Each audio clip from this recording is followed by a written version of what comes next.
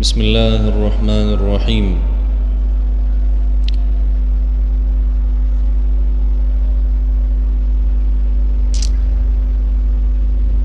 أم لهم نصيب من الملك فإذا لا يؤتون الناس نقيرا أم يحسدون الناس على ما آتاهم الله من فضله فقد آتينا آل إبراهيم الكتاب والحكمة وآتيناهم ملكا عظيما.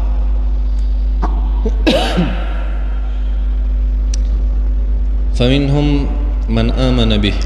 ومنهم من صد عنه وكفى بجهنم سعيرا. إن الذين كفروا بآياتنا سوف نصليهم نارا كلما نضجت جلودهم بدلناهم جلودا غيرها ليذوقوا العذاب إن الله كان عزيزا حكيما. والذين آمنوا وعملوا الصالحات سندخلهم جنات تجري من تحتها الأنهار خالدين فيها أبدا لهم فيها أزواج مطهرة وندخلهم ظلا ظليلا. صدق الله العظيم.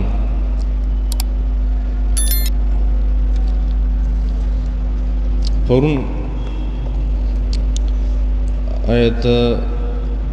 آیت مبارکہ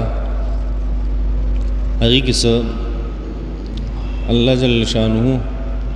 د دې د بادشاهت خبر ذکر کړې وه چې الله دې ته بادشاهت ځکه نه ورکوي چې دې کنجوسه قوم دی. اوس ورته بادشاهت ولې ملاو دی که داسې چې الله هغه چاله بادشاهي ورکوي چې کم کنجوس نه وي. نو یهودیانو ته اوس ولې بادشاهي ملاو شوې؟ د دې دوه جواب دي. یو جواب دا دی چې یهودیانو ته مستقل بادشاهت نه ملاویږي، چرته ملاویږي وته ډیر تیر شوي دي، خو مستقل بادشاهت الله جل شانو په مختص مکه دی نه ورکي. دا غ ذلت او رسوایی دی. او دویم اسې تاسو سوچو کې مسلمانانو 800 کاله حکمرانی کړې په یو ځای باندې. د یهودیانو په تاریخ کې څوک داسې نشي ښودلی چې 100 کالو ته چرته حکومت رسېدلی په یو علاقه. نه هغه استقلال نشته په بادشاهۍ کې، دا د دې ذلت دی د الله له طرف نه. بل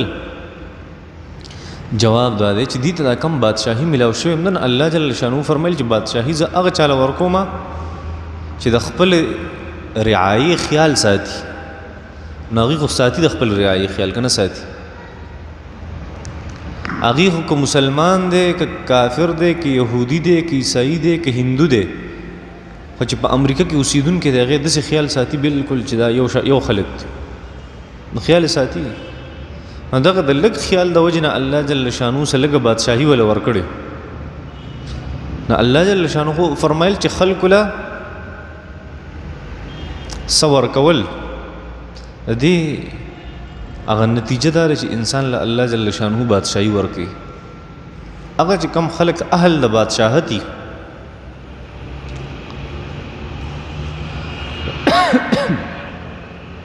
فاذا لا يؤتون الناس نقيرا، که بادشاهي وسره وي چاته به یو ټکنه ورکړي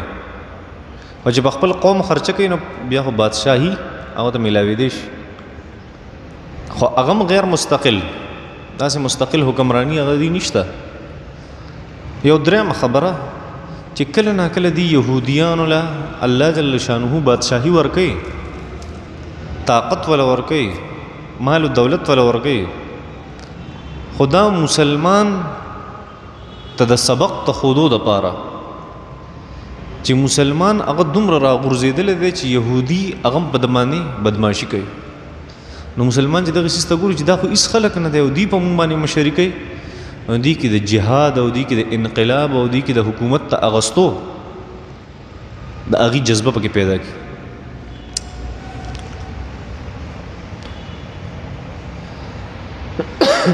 بل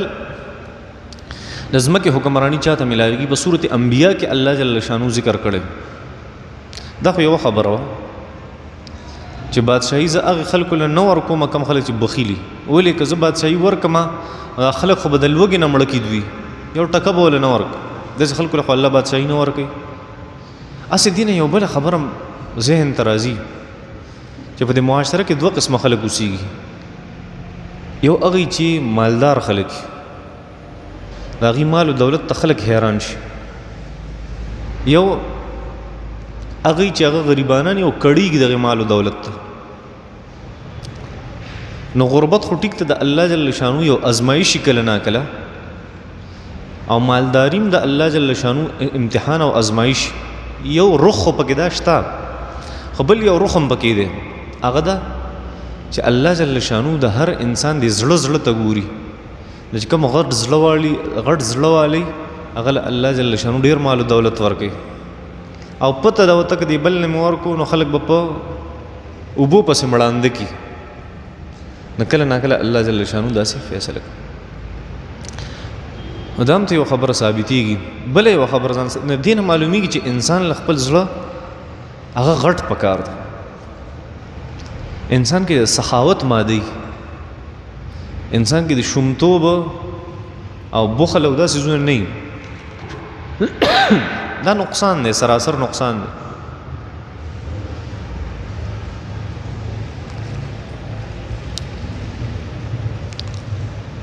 د انسان مطلب دی چې زه مال او دولت خرج کوم دا کمیږي خو دا کمیږي نه دا زیاتېږي مثال د ګلابونو د کټ کولو دی مونږ چې کټینګ کم پروسس دی کټینګ ورته وایي بایو کې کوم هغه د څه دپاره کوي هغه د دې دپاره کوي چې د هغه بوټي صحت ښه شي یا مونږ د یو بوټي نه پیراسایډ کټ کوو د پیراسایډ د کټ کولو څه مطلب دی هغه کوم خیال کړي بیرې ته کله ناکله نری شنتار ختي زیړ هغه څیز نه دی هغه دا بوټی کمزوری کوي نو مونږ یې ته پرې کوو لرکوي چېرته یې ګورو لرکوي دي ولې بوټی کمزوری کوي دا ولې مونږ کټ کوو مونږ به وایو لکه بوټی دی ولې خرابې نه ځکه یې کټ کوو چې د صحیح بوټي دا کم چې مقصدي بوټی دی چې دې صحت ته نقصان نه رسي ځکه هغه ته خوراک الي او فایدې ولې نه ورکوي نه پوهېږي په دې خبرو نو دغه پیراسایټ دغه توپیلیا دا چې څنګه دا بوټی له نقصان ورکوي مونږ یې ته لرې کوو دقه شان زموږ د صدقات او زموږ د زکاتونه دي دا چې مونږ د ځان نه لرې کوو زموږ مال او دولت په دې باندې پاکېږي او کوم څیز چې پاک شي د هغې په صحت کې څه راځي اضافه راځي نو دغه شان دا مال په دې کې هم اضافه راځي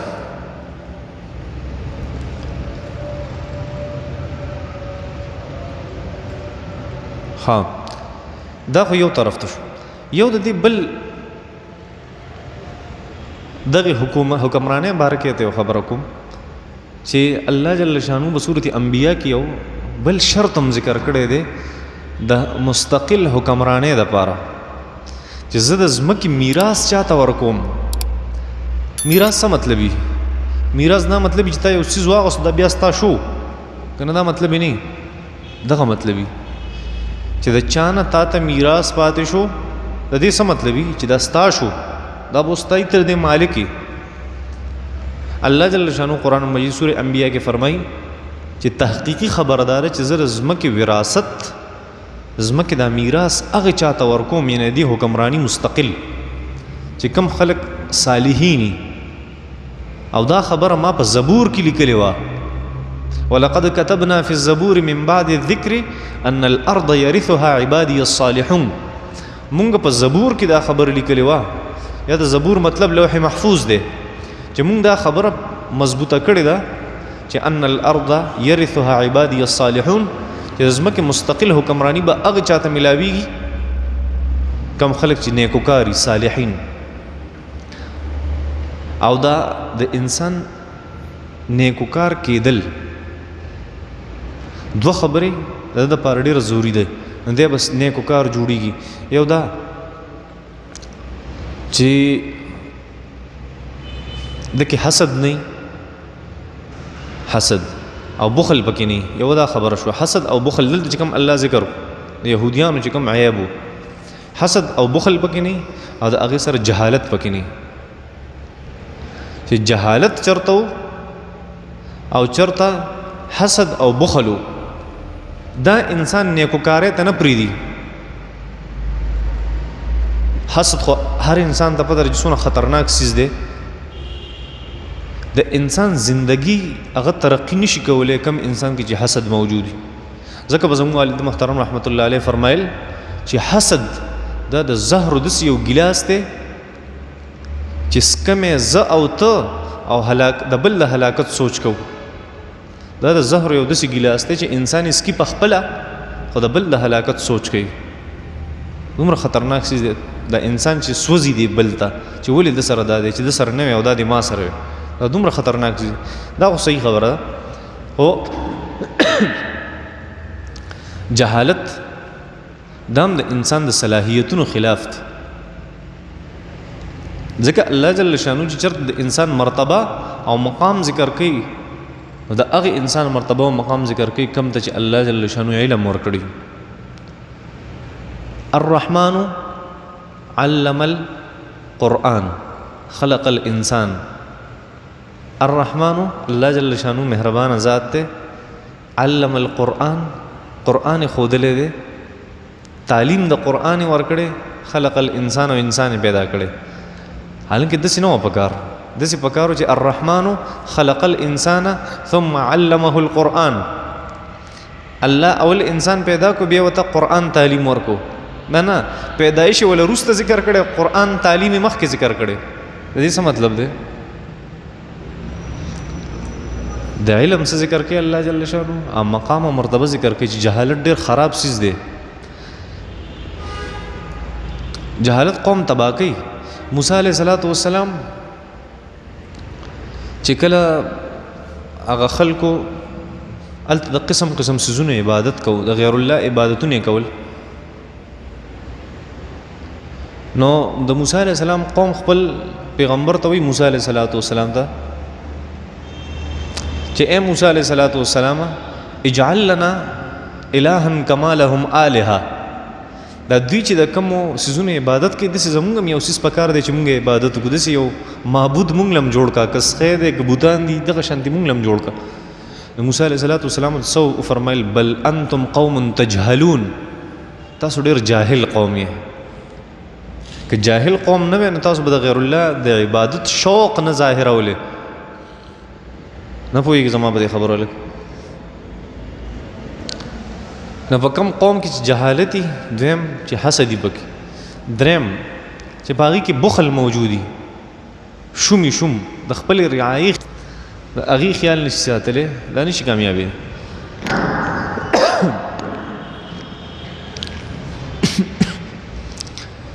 دریم څه شی دی؟ بخل دی. شیطان وایي شیطان ابلیس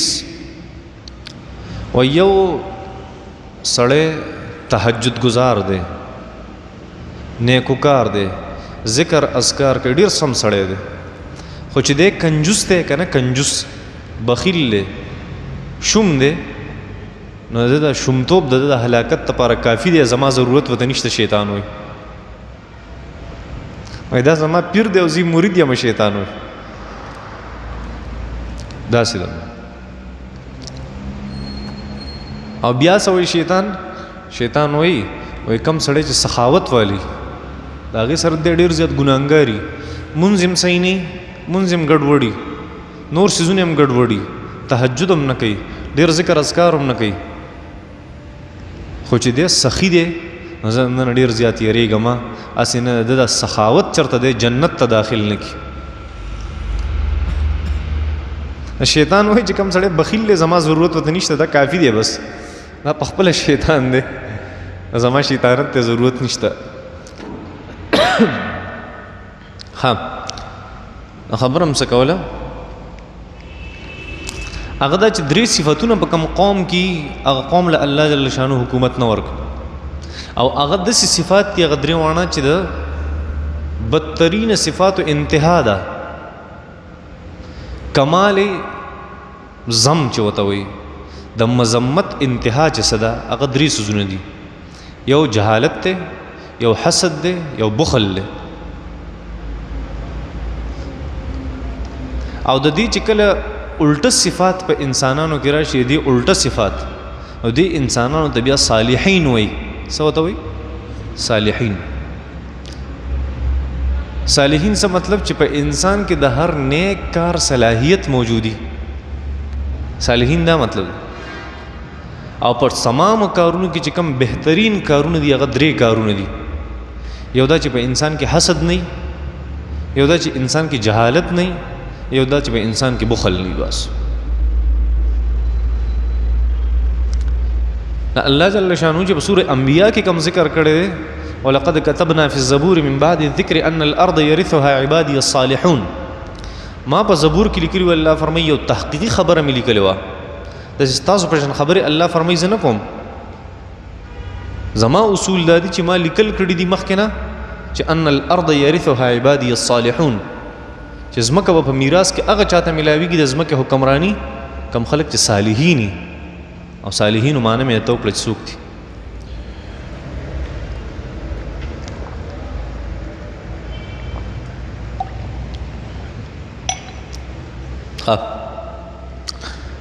نو دا خو یو تفسیر دی آیت مبارکه چې الله جل شانو سیاسی اصول ذکر کول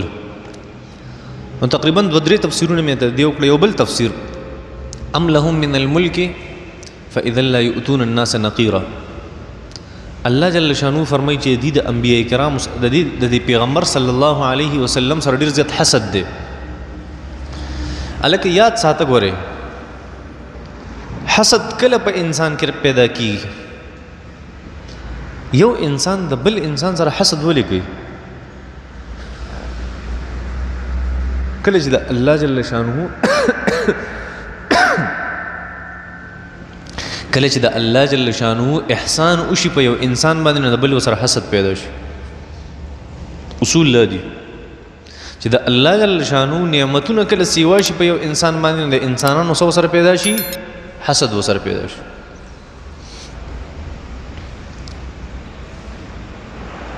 او نبی علیہ الصلوۃ والسلام باندې الله جل شانو کوم احسان او دس احسان په بل چا نشته نبوت سوي اخلاق سوي بس چې په قران کې سدي هغه د نبی علیہ الصلوۃ والسلام بس نو حسد کله پیدا کیږي په انسان کې کله چې د الله جل شانو احسانات په یو انسان باندې وشي نو د پزړه کې قسم قسم سيزونه راشي ځکه هم امام ابن کثیر دمشقی رحمت الله علیه یو خبره ذکر کړي امام ابن کثیر دمشقی رحمت الله علیه او فرمایل چې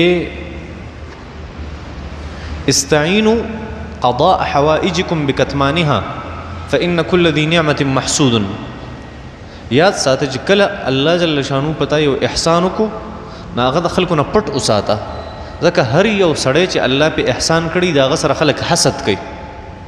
استعینوا قضاء حوائجکم بکتمانها فإن كل ذي نعمة محسود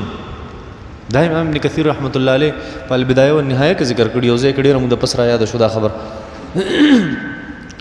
ډیر احسانات د سې چې انسان له پټول پکاري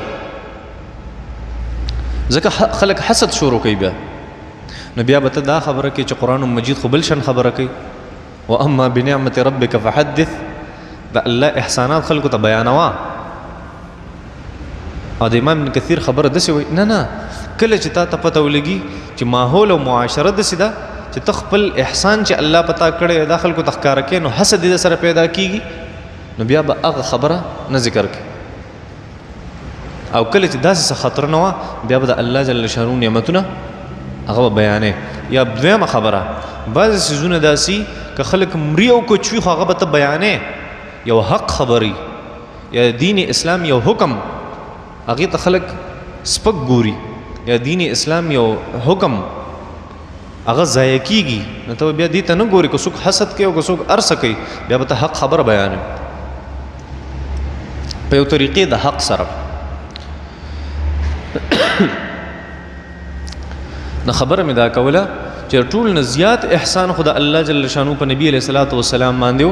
او نبی علیہ الصلوۃ والسلام سره دی يهوديانو حسدهم سیوا ول نبوت الله جل شانو ورکړو